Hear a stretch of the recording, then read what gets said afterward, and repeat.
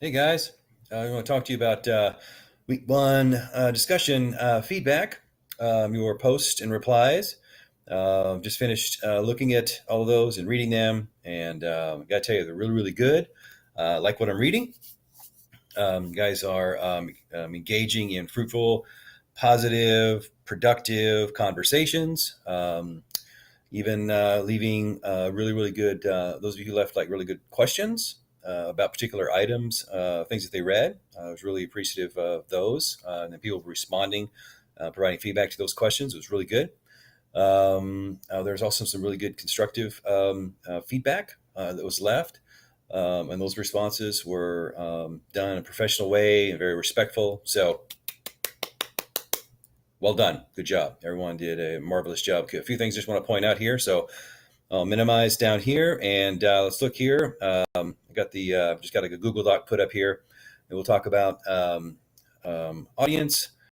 There's some discussion. A couple of threads had some really interesting discussions about how we look at audiences differently in technical communications. A lot of you talked about how maybe you took either English 1020 or maybe you took an entry level intro to basic college writing or college writing for whatever, wherever you came from, whatever you may or may not have been called. Um, the audience you felt was like the professor, right? The instructor, your teacher.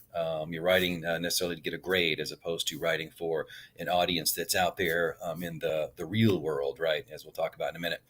And those are some interesting conversations for us to have. And I always want you to encourage you to always think about that because the audience to which you are writing, take for example, Project 1A, you are writing to that job ad, that company, right? That HR person, the people that may see that particular or those documents throughout the course of that, how they're structured, who sees the resume, who sees the cover letter, et cetera, et cetera. And so that's why we use the job ad as kind of that beginning audience to get us think about the about to whom we're writing. So it was really good. So I want to encourage you in every single thing that you do that always imagine or try to think about audience and purpose, and your audience, and think about your audience as more defined as opposed to just anybody who's going to read it. Try to think about like Project 1A, think about the company. Project 1B, we're going to think about potential employers specifically, and even within your field. While yes, there may be other people that will read it, you're going to write to a very particular audience and think about them. Same thing with the WikiHow instruction set. We're writing instructions in a particular community. You're also going to be thinking about writing instruction sets to a particular type of individual, type of people, demographic, if you will, those who may or may not, who are going to be interested in performing that particular instruction. So, and then so forth and so on. So we'll talk more about that as we go closer. And then the purpose of these documents, we always talk about to persuade, we talk about to inform, we talk about change someone's mind or to change someone's beliefs, to inspire action. In the case of instruction sets, your purpose is to be clear, right? The purpose is to demonstrate or to provide a clear set of instructions that someone can follow very clearly, very concisely. They have the fewest amount of questions, the fewest amount of mistakes as they go through your set of instructions, and so forth and so on. And then, so we'll talk more about those. But you guys brought those up, and I thought that was really, really good.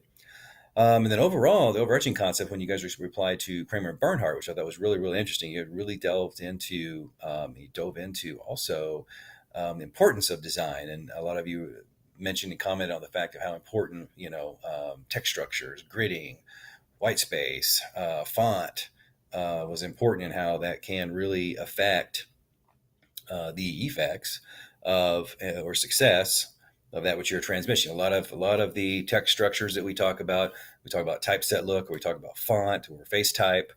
A lot of those things really do talk about how we're shaping the information. We've discovered the information, as Markel told us. Now we're starting to shape it so that we have a greater success of transmission. So I listed them here just for us to kind of remind ourselves. A lot of you talked about seeing the page as a grid is like step one to then kind of seeing white space, right? So if we do the resume quadrant thing, where we break it up into fourths, we kind of look to see. Then we see each quadrant as a mini page, if you will, and then start to notice that there's too much white space or if there's not enough.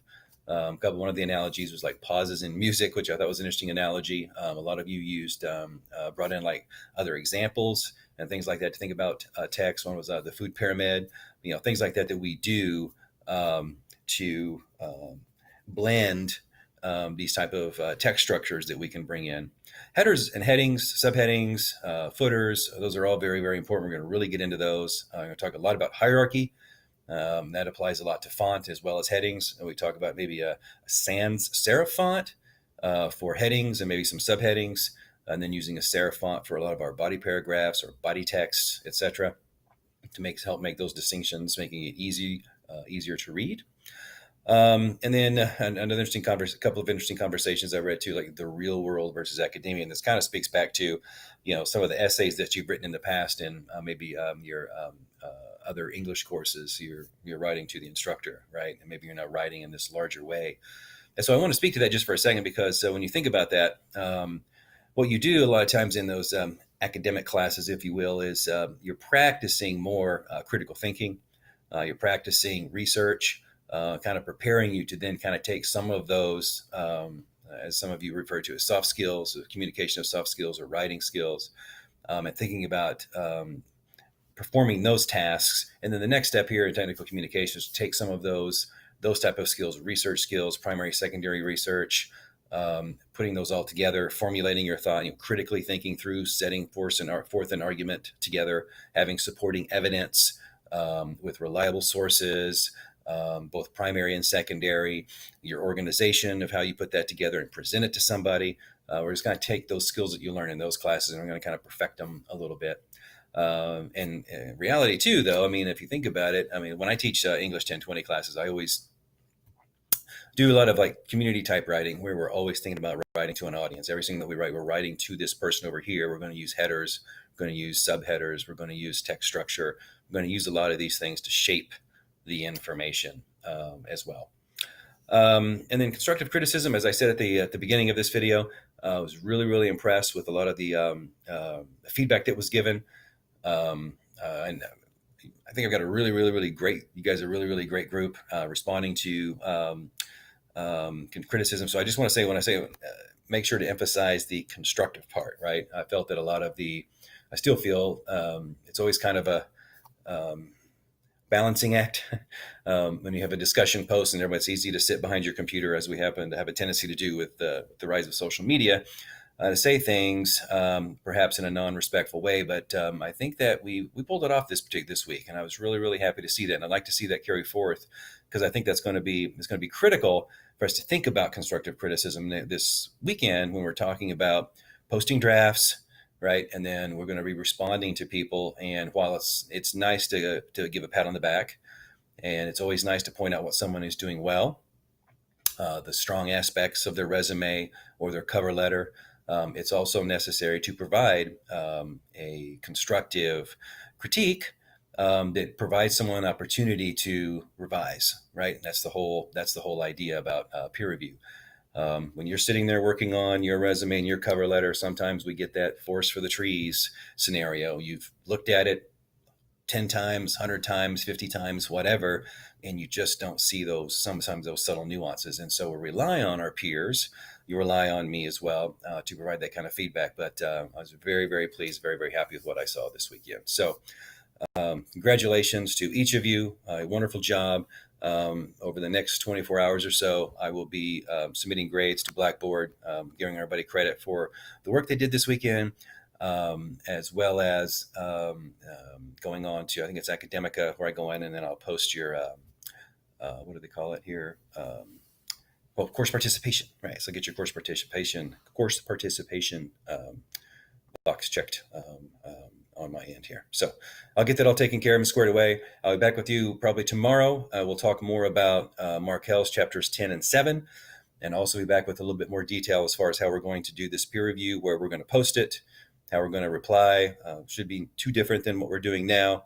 There's some little nuances about WordPress that I'm going to just double check on before we just plow headlong right into that. All right, guys, I wish you all a most wonderful week. Please do let me know if there's more that I can do for you. You guys take care.